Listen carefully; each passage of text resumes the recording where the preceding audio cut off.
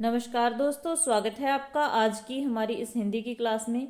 तो हम लोग पढ़ रहे हैं HPSC PGT Hindi subjective exam के लिए कुछ संभावित प्रश्न कि कुछ ऐसे भी प्रश्न पूछे जा सकते हैं, क्योंकि आपके सिलेबस में हिंदी साहित्य है, उसमें आदिकाल, मध्यकाल, रीतिकाल और आधुनिक काल। तो कल की क्लास में हमने आदिकाल से जुड़ा ही एक प्रश्न पढ़ा था जो काफ़ी इंपॉर्टेंट था। जिसने नहीं देखा जरूर देख लीजिएगा। तो आज की क्लास में भी हम आदिकाल से जुड़े प्रश्न पढ़ते हैं। शुरू करते हैं फिर आज की हमारी ये क्लास। तो सबसे पहला प्रश्न है, रासो काव्य परंपरा और उसकी प्रवृत्तियां बताइए। ठीक है, या रासो का अर्थ स्पष्ट करते हुए रासो ग्रंथों का संक्षिप्त परिचय दीजिए। तो ये बहुत ही बड़ा प्रश्न है, इसमें 4 प्रश्न बन सकते हैं, 10-10 नंबर के हम कह सकते हैं। ठीक है, तो उस हिसाब से आपने अपना मतलब आंसर करना है, जिस हिसाब से आपको प्रश्न देखने को मिले। तो देखते हैं फिर इस प्रश्न का उत्तर हम कैसे कर सकते हैं। रासो शब्द का पहले अर्थ और उसका स्वरूप देखना है। ये सारी चीज़ें एमए में ही हमने पढ़ी हैं, मतलब काफ़ी समय हो गया, रिवाइज करनी जरूरी है। तो रासो शब्द का अर्थ और स्वरूप। रासो काव्य परंपरा को समझने से पूर्व हमें सर्वप्रथम रासो शब्द की व्युत्पत्ति का विचार करना होगा। रासो के अर्थ और स्वरूप को समझे बिना हम इस काव्य परंपरा का सही मूल्यांकन नहीं कर पाएंगे। फ्रेंच विद्वान गार्सा दा तासी ने रासो शब्द की व्युत्पत्ति राजसूय से मानी है। तो ये छोटे छोटे शब्द अच्छे से ध्यान में रखने हैं। तो गार्सा दा तासी ने रासो शब्द की व्युत्पत्ति किससे मानी है? राजसूय से मानी है। उनका विचार है कि पृथ्वीराज रासो की कुछ प्राचीन प्रतिलिपियों पर प्रियुराज राजसू लिखा हुआ है। क्या लिखा हुआ है? प्रियुराज राजसू। इस राजसुआ से बिगड़कर ही राजसू शब्द बना है, ये विचार है गार्सा दा तासी का। लेकिन यह मत अधिक तर्कसंगत नहीं लगता है। कुछ विद्वानों ने रासो शब्द का संबंध रहस्य तथा रसायन से जोड़ने का प्रयत्न किया है। आचार्य रामचंद्र शुक्ल ने रासो शब्द का संबंध रसायन से माना है। तो ध्यान रखना है कि आचार्य रामचंद्र शुक्ल ने रासो शब्द का जो संबंध है रसायन से माना है। गार्सा दा तासी ने रासो की व्युत्पत्ति राजसूय से मानी है। ठीक है, इधर चंद्रवली पांडे ने रासो शब्द की व्युत्पत्ति रासक से मानी है। तो चंद्रवली पांडे ने रासो की उत्पत्ति किससे मानी है? रासक से मानी है, जो कि रूपक का ही एक भेद है। इस संबंध में राम बिहारी शुक्ल और भगीरथ मिश्र ने स्वीकार किया है कि पहले गेय काव्य को रासक कहते थे, पीछे इसका प्रयोग चरित्र काव्य और कथा काव्य के लिए होने लगा। तो पहले गेय काव्य को रासक कहा जाता था, पीछे से इसका प्रयोग चरित्र काव्य और कथा काव्य के लिए होने लगा। रासो नाम के चरित्र काव्यों में कुछ का प्रयोग गाने के लिए अधिकतर होने लगा। पंडित हरि प्रसाद शास्त्री तथा विंदेश्वरी प्रसाद पाठक ने रासो शब्द की उत्पत्ति राजयश से मानी है। तो पंडित हरि प्रसाद शास्त्री तथा विंदेश्वरी प्रसाद पाठक ने रासो शब्द की उत्पत्ति मानी है राजयश से। इन विद्वानों का विचार है कि राजयश शब्द रायशा से बना है और उसी से फिर रासो शब्द व्युत्पन्न हुआ। लेकिन अन्य विद्वान इस मत से सहमत नहीं हैं। उनका कहना है कि यदि हम इस मत को स्वीकार कर लें कि रासो काव्य के अधिकांश कवियों ने अपने आश्रयदाताओं की वीरता, उदारता आदि का ही यशोगान किया है, लेकिन वीसलदेव रासो जैसी कुछ ऐसी भी काव्य रचनाएं हैं जो श्रृंगार के संयोग और वियोग पक्षों को लेकर लिखी गई हैं। तो वीसलदेव में क्या है? श्रृंगार रस के दोनों पक्ष हैं, संयोग और वियोग। अंततः हमें डॉक्टर हजारी प्रसाद द्विवेदी का मत अधिक तर्क पूर्ण प्रतीत होता है। उनका विचार है कि रासक एक छंद भी है और एक काव्य का भेद भी है। काव्य के इस छंद में अनेक प्रकार के छंदों का प्रयोग होता है। उदाहरण के रूप में पृथ्वीराज रासों में अनेक प्रकार के छंदों का प्रयोग हुआ है। तो जब आप मतलब इतना पढ़ लेंगे तो आपके सामने ऐसा प्रश्न देखने को मिले कि रासो साहित्य के बारे में लिखें कुछ, या रासो काव्य के बारे में, तो आसानी से लिखा जा सकता है। एकदम से दिमाग में नहीं आएगा और वहाँ पर सोचने का भी वक्त नहीं होगा, क्योंकि आपका जो समय है वो बहुत कम है अकॉर्डिंग टू आपके पेपर के नंबर। क्योंकि 150 का जो पेपर है आपका, 150 नंबर का पेपर आपने सिर्फ और सिर्फ 3 घंटे में करना है। एक प्रश्न के लिए 10-12 मिनट बनते हैं। तो इस हिसाब से मतलब सोचने विचारने का तो वक्त ही नहीं मिलेगा, फटाफट से लिखना पड़ेगा। बाकी रही सिलेबस की बात, तो कुछ भी इनका भरोसा नहीं किया जा सकता है। हो सकता है मतलब पता नहीं कि कौन सा भाग सिलेबस का ये छोड़ दें, कौन से में से प्रश्न ले लें। तो एनसीईआरटी लगभग स्क्रीनिंग में जैसे आपने पेपर क्लियर किया है, पढ़ी है, आपकी जान पहचान है, आप लिख सकते हैं। लेकिन अगर हिंदी साहित्य से इस प्रकार के प्रश्न उठा लिए गए तो थोड़ी दिक्कत हो सकती है, तो आपको ये भी पढ़ना जरूरी है। ठीक है, तो आगे रासो शब्द का प्रयोग हुआ है। ठीक है, छंदों का प्रयोग होता है। उदाहरण के रूप में पृथ्वीराज रासों में अनेक प्रकार के छंदों का प्रयोग हुआ है। अतः आदिकालीन वीर गाथाओं में चारण कवियों ने चरित काव्यों के लिए रासो शब्द का ही प्रयोग किया है। डॉक्टर राम गोपाल शर्मा का विचार है कि वीर गाथाओं में रास को ही रासो कहा गया है, अथवा रास शब्द की कालांतर में रासो बन गया। वैसे रास शब्द का संबंध रस से है। रासो और रस शब्द का संबंध क्रीड़ा और नृत्य दोनों से रहा है। इसीलिए रासो शब्द की व्युत्पत्ति इस प्रकार से दिखाई जा सकती है। कैसे? रस रास रासक रासो, रस रास रासक रासो। ठीक है, फिर रासो काव्य परंपरा। तो रासो काव्य परंपरा मतलब के बारे में लिखना पड़े तो कैसे लिखोगे? रासो काव्य परंपरा का श्री गणेश किस काल से हुआ, इसके बारे में कोई स्पष्ट प्रमाण उपलब्ध नहीं है। अन्य शब्दों में हम कह सकते हैं कि रासो परंपरा का आदि ग्रंथ अभी तक अप्राप्य है। मतलब रासो परंपरा का जो सबसे पुराना ग्रंथ है, पहला ग्रंथ है कह लीजिए, वो अप्राप्य मिला ही नहीं है। फिर भी रासो साहित्य के अंतर्गत जिन रचनाओं को मतलब लिया गया है उनके कवियों के बारे में थोड़ी बहुत सूचना हमें उपलब्ध है, लेकिन यहाँ तक इन रचनाओं के पाठ काल और तिथियों का प्रश्न है, यह आज भी विवादास्पद बना हुआ है, विवाद का विषय बना हुआ है कि मतलब किसकी क्या तिथि है, काल है, या फिर मतलब कैसा कुछ है, इसके बारे में जो हमें प्रचुर मात्रा में जानकारी नहीं मिली है, बहुत सारी जानकारी नहीं मिली है। तो ये सारी चीज़ें संदिग्ध सी हैं। रासो काव्य को संदिग्ध कहना अधिक तर्क संगत होगा। रासो काव्य परंपरा में दो प्रकार की रचनाएं उपलब्ध हैं। प्रथम कोटि की रचनाएं इतिहास प्रसिद्ध कवियों के जीवन की घटनाओं से संबंधित हैं। जो पहली प्रकार की रचनाएं मिली हैं उनका संबंध किससे है? इतिहास के प्रसिद्ध व्यक्तियों के जीवन से है। यथा पृथ्वीराज रासो। ठीक है, मतलब पृथ्वीराज रासो में क्या है? पृथ्वीराज चौहान की जीवन की घटनाएं हैं। दूसरी कोटि की जो रचनाएं हैं लोक प्रचलित कथाओं पर आधारित है, मतलब लोगों में जो प्रचलित कथा कहानियां थी उन पर आधारित है, जैसे संदेश रासक। लेकिन ऐतिहासिक कही जाने वाली रचनाओं में भी ऐतिहासिक और पौराणिक घटनाओं का चित्रण विचित्र मिश्रण है,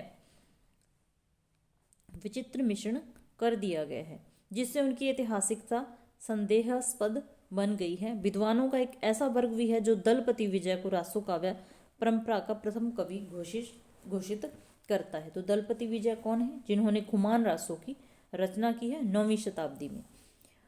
तो अधिकतर विद्वानों ने दलपति विजय को रासो काव्य परंपरा का प्रथम कवि माना है और उनकी काव्य रचना खुमान रासो को इस परंपरा का प्रमुख ग्रंथ स्वीकार किया है।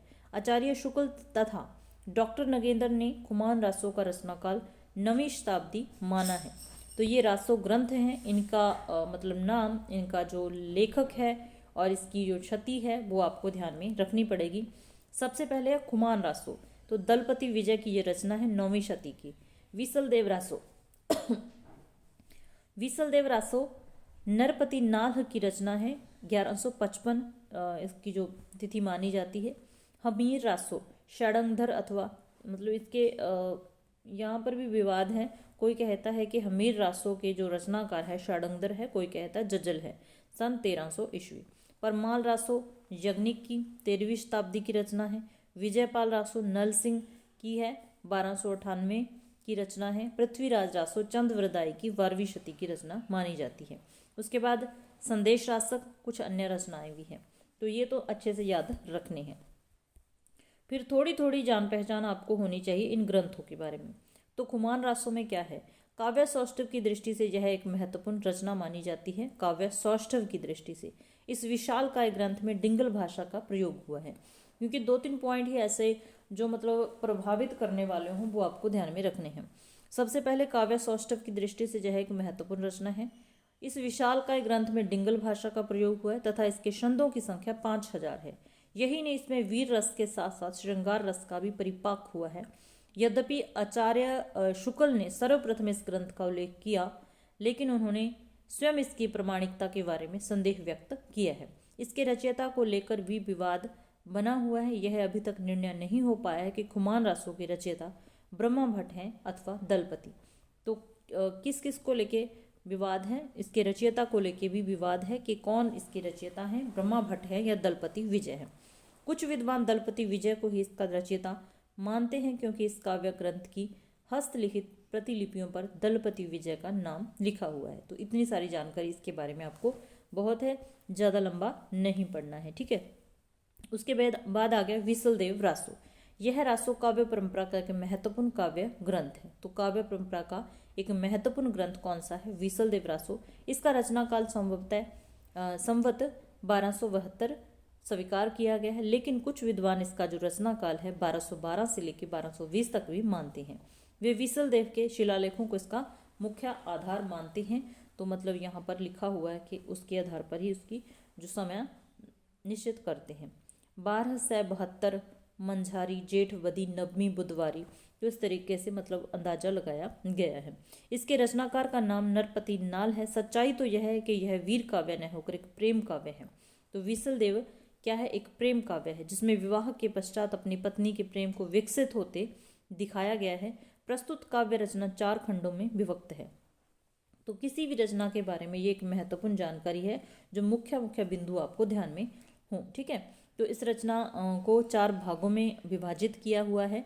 प्रथम खंड में राजमती, जो कि विसलदेव की पत्नी थी, राजमती और विसलदेव के विवाह का वर्णन है। दूसरे खंड में राजमती और विसलदेव के बाद विवाह तथा उड़ीसा पर हुए आक्रमण का वर्णन है। तीसरे खंड में राजमती के वियोग तथा 14 वर्षों के बाद विसलदेव के आगमन का वर्णन है। और चतुर्थ खंड में राजा द्वारा राजमती को वापस लाने का वर्णन है। तो इतना सारा इसके बारे में आपने याद रखना है। उसके बाद आता है परमाल रासो। रासो काव्य परंपरा में यह एक महत्वपूर्ण काव्य ग्रंथ है। परमाल रासो भी रासो काव्य परंपरा में एक महत्वपूर्ण ग्रंथ माना जाता है जिसकी हस्तलिखित प्रतिलिपि अभी तक प्राप्त नहीं हुई है। उत्तर प्रदेश में यह आला खंड के नाम से जाना जाता है। तो उत्तर प्रदेश में आला खंड के नाम से कौन सा ग्रंथ जाना जाता है? परमाल रासो। इसके रचयिता हैं जगनिक, जो कि एक राजा परमर्दी देव या परमाल देव के आश्रित कवि थे। यह एक प्रसिद्ध काव्य है जिसमें आल्हा और उदल की वीरतापूर्ण कथा को गेय रूप में प्रस्तुत किया गया है। तो इसमें किसकी कथा है? आला और उदल, 2 वीरों की। स्वतंत्रता पूर्व काल में फर्रुखाबाद के कलेक्टर चार्ल्स इलियट ने आला खंड के नाम इसे फिर से छपवाया भी था। कुछ समय तक विद्वान परमाल रासो को पृथ्वीराज रासो का मोहवा खंड कहते रहे, लेकिन अंततः डॉक्टर श्याम सुंदर दास ने इसे एक स्वतंत्र रचना घोषित किया, ठीक है। तो परमाल रासो में ये याद रखना है। आगे आ गया विजयपाल रासो, ठीक है। विजयपाल रासो यह एक अन्य गीत गथात्मक रासो है, काव्य है। क्या है? गीत गथात्मक। इसकी रचना काल के बारे में भी विद्वानों में पर्याप्त मतभेद हैं। डॉक्टर माता प्रसाद गुप्त ने इसे 16वीं शताब्दी के बाद की रचना सिद्ध करने का प्रयास किया है। किसने? माता प्रसाद गुप्त ने। किस शताब्दी की? 16वीं शताब्दी की रचना सिद्ध करने का प्रयास किया है, लेकिन मिश्र बंधुओं का कहना है कि इसका रचनाकाल 1298 ईस्वी के आसपास है। इसके रचयिता नल सिंह माने जाते हैं। तो विजयपाल रासो के रचयिता कौन है? नल सिंह हैं, तथा इसमें केवल 42 छंद भी मिलते हैं। इस लघु काव्य में राजा विजयपाल सिंह के युद्धों का ओजपूर्ण शैली में वर्णन किया गया है, ठीक है। क्लास अच्छी लगे तो एक बार लाइक जरूर कर देना, ठीक है। और वैसे तो कल वाली वीडियो बहुत कम बच्चों ने देखी, लगभग 300 के करीब बच्चे जुड़े हुए हैं HPSC वाले। तो शायद उनकी तैयारी कंप्लीट हो गई या किसी भी तरीके से बहुत कम बच्चों ने देखी है। आज देखते हैं, अगर आपका रिस्पांस अच्छा रहा तो नेक्स्ट क्लास देंगे, नहीं तो मैंने भी पेपर देना है फिर उस हिसाब से, ठीक है। पृथ्वीराज रासो आगे है। पृथ्वीराज रासो यह रासो काव्य परंपरा का सर्वाधिक महत्वपूर्ण ग्रंथ है। कौन सा? पृथ्वीराज रासो। इसके रचयिता चंद्रवरदाई थे, जो दिल्ली नरेश पृथ्वीराज चौहान के मित्र तथा दरबारी कवि थे। ऐसा माना जाता है कि चंद्रवरदाई इस रचना को पूरा नहीं कर पाए, अतः उनके पुत्र जलहण ने ही उसे पूरा किया। जब शहाबुद्दीन गौरी पृथ्वीराज चौहान को गौरी ले जा रहा था, तब चंद्रवरदाई ने इस पुस्तक को अपने पुत्र के हाथों में सौंप दिया। पुस्तक जलहन हाथ दे चली गज्जन निरपकाज। तो इस ग्रंथ में कुल 69 समय या खंड हैं। अभी तक इसके केवल 4 संस्करण मिले हैं। सबसे बड़े संस्करण में 16,306 छंद है और सबसे छोटे में 1300 छंद है। इसमें पृथ्वीराज चौहान की वीरता, संयोगिता, स्वयंवर आदि घटनाओं का मार्मिक वर्णन किया गया है। तो ये हो गया पृथ्वीराज रासो। आगे आ गया संदेश रासक। कुछ विद्वान संदेश रासक को रासो काव्य परंपरा का प्रथम ग्रंथ मानते हैं। वैसे तो खुमान रासो को माना गया, लेकिन कुछ संदेश रासक को भी मानते हैं। अपभ्रंश में रचित होने के बावजूद यह ग्रंथ काफी लोकप्रिय है। इसके रचयिता मुल्तान के निवासी अब्दुल रहमान हैं। लेखक कौन है? अब्दुल रहमान, जो कि जाति के जुलाहा थे। आचार्य हजारी प्रसाद द्विवेदी ने इनका जो रचना काल है 11वीं शताब्दी माना है। विरह से संबंधित इस खंड काव्य की कथा काल्पनिक है। तो बस इसके लिए इतना ही काफ़ी है। फिर आ गया हमीर रासो। इस काव्य रचना की प्रामाणिकता अभी तक सिद्ध नहीं हो पाई है।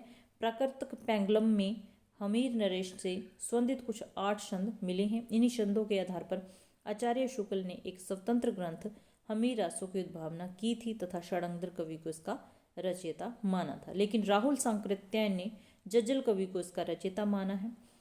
हमीर रासो से संबंधित एक छंद है, मतलब ये छंद याद रखना है तो आप रख सकते हैं, नहीं इतना आपको नहीं रखने की जरूरत, क्योंकि ये चीज़ें भूल जाती हैं।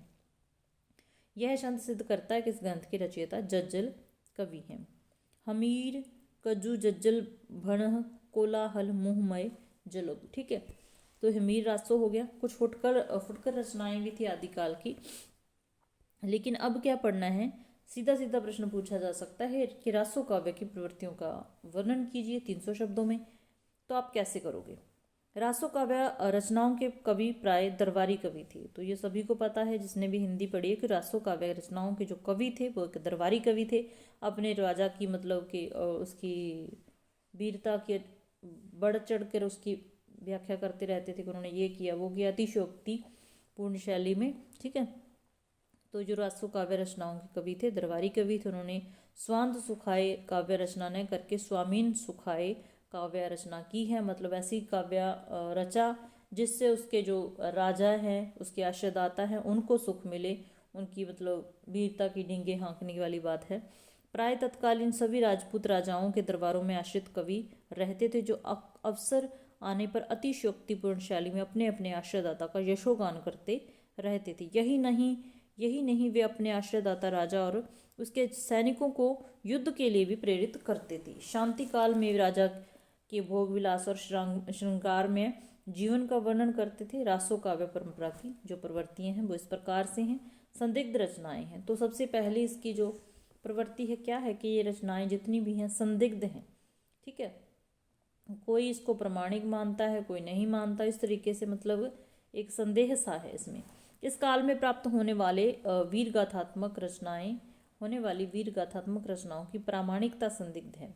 इस काल के 4 प्रमुख ग्रंथ माने जाते हैं। कौन कौन से? पृथ्वीराज रासो, विसलदेव रासो, खुमान रासो और परमाल रासो। इन काव्य रचनाओं में अनेक शताब्दियों तक परिवर्तन होते चले गए हैं। प्रवर्ती कवियों ने भी अपने आश्रयदाताओं के वीरतापूर्ण प्रसंगों को इनमें जोड़ दिया। मतलब ये रचनाएं अगर हम कहते हैं कि 11वीं शती की कोई रचना है तो आगे वाले समय की भी उसमें घटनाएं मिलती हैं, या तो मतलब कुछ कवि ऐसे जैसे से आएगी उसमें अपनी भी बातें जोड़ते गए, इस तरीके से है इसमें। इस संदर्भ में विसलदेव रासो का उदाहरण दिया जा सकता है। इनके कवि नरपति नाल ने यूं तो स्वयं को विसलदेव का समकालीन माना, लेकिन काव्य रचना में कुछ ऐसी घटनाओं को भी जोड़ दे जो विसलदेव के बाद घटित हुई थी। पृथ्वीराज रासो में भी कुछ ऐसी घटनाएं जोड़ दी गई हैं जो किसी भी दृष्टि से प्रामाणिक प्रतीत नहीं होती। यूं तो खुमान रासो परंपरा की प्रथम रचना कही जा सकती है, लेकिन इसमें 16वीं शताब्दी तक की घटनाएं जोड़ दी गई हैं। वैसे मानी जाती है 9वीं शती की रचना खुमान रासो। तो घटनाएं कहाँ तक हैं? 16वीं शताब्दी तक है इसमें। उधर परमाल रासो का स्वरूप आला के मूल रूप में बदला हुआ प्रतीत होता है। इस प्रकार हम कह सकते हैं कि सभी रचनाओं की जो घटनाएं किसी भी दृष्टि से प्रमाणिक नहीं कही जा सकती। फिर ऐतिहासिकता का अभाव, पहला पॉइंट क्या है उनकी, मतलब ये क्या है? संदिग्ध हैं।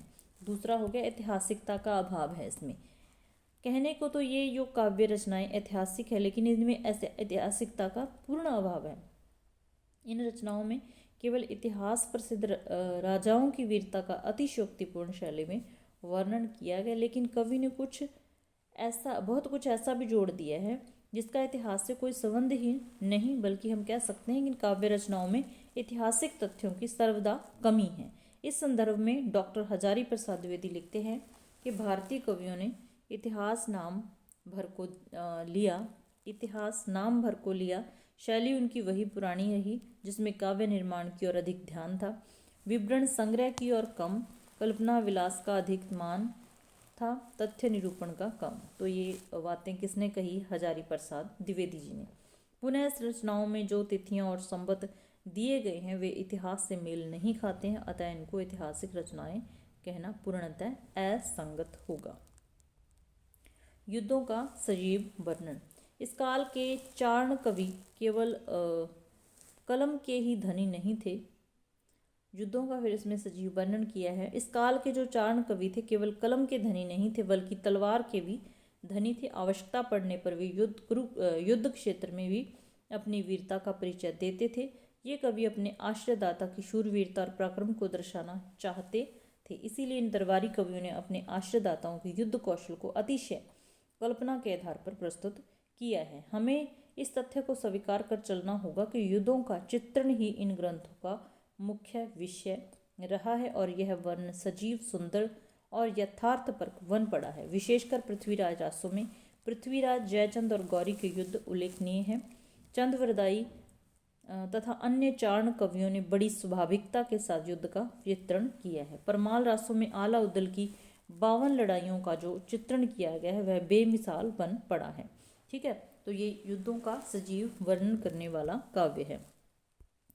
उसके बाद है अतिशयोक्तिपूर्ण शैली में। ये तो मतलब जो हेडिंग है उससे ही लिखा जा सकता है कि जो कवि थे अपने आश्रयदाताओं का जो युद्ध का वर्णन करते थे तो कैसी शैली में करते थे? अतिशयोक्तिपूर्ण, मतलब बढ़ा चढ़ा कर बातें करते थे। इस काल के प्राय सभी कवि दरबारी कवि थे और उन्होंने अपने आश्रयदाताओं को प्रसन्न करने के लिए अतिशयोक्तिपूर्ण शैली अपनाते हुए उनका यशोगान किया है। वे अक्सर ओजस्वी भाषा द्वारा अपने आश्रयदाताओं की वीरता, उनके युद्ध कौशल और ऐश्वर्य का वर्णन करते हुए दिखाई देते हैं।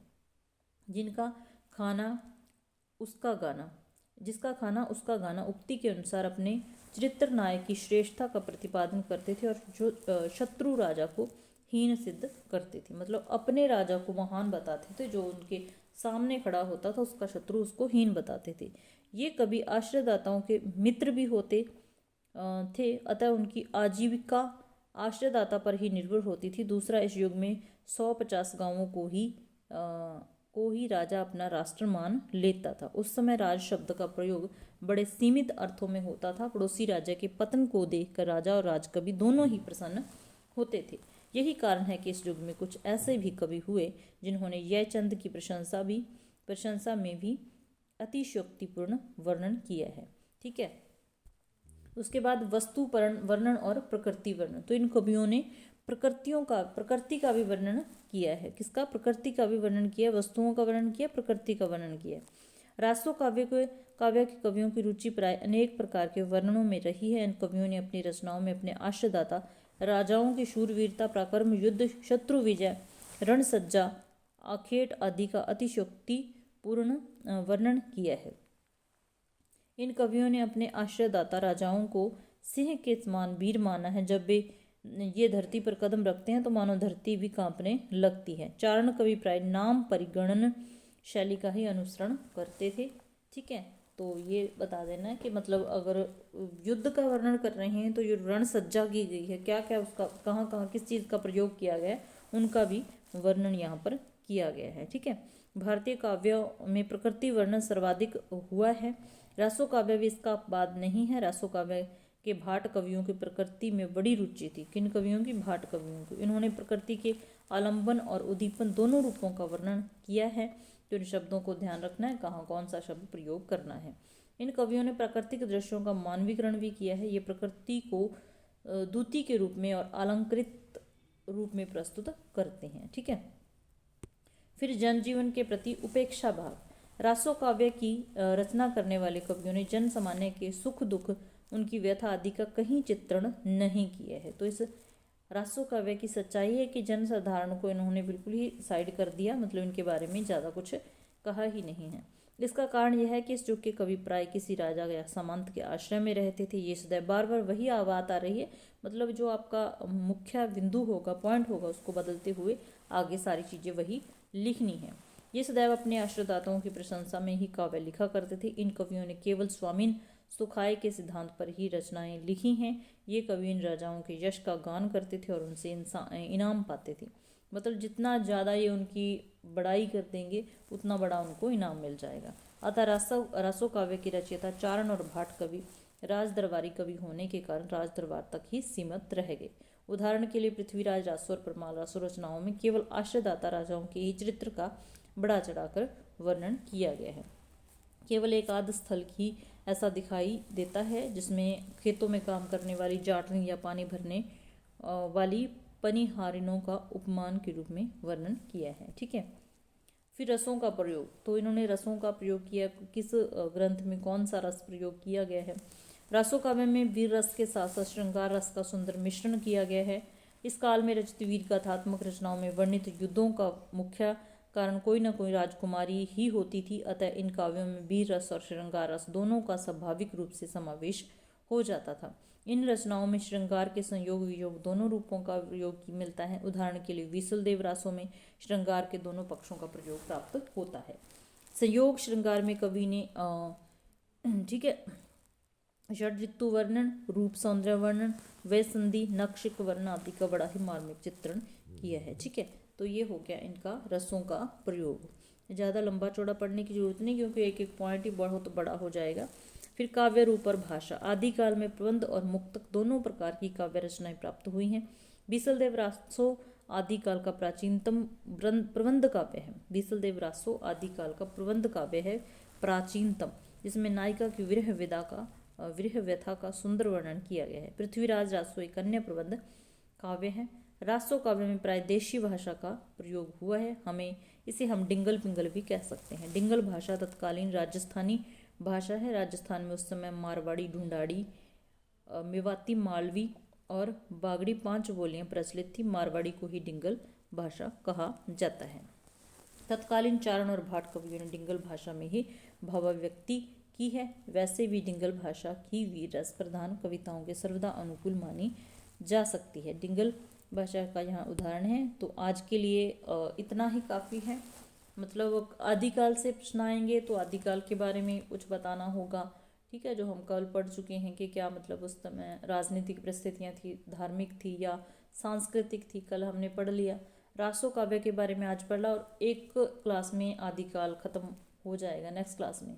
उसके बाद मेन पॉइंट मध्यकाल के और आधुनिक काल के और रीतिकाल के। ठीक है, क्लास अच्छी लगे तो लाइक ज़रूर कर दिया करो, ताकि नेक्स्ट क्लास बनाने को मन करता है। तो मिलते हैं फिर हमारी ऐसी ही नेक्स्ट क्लास में। क्लास देखने के लिए धन्यवाद।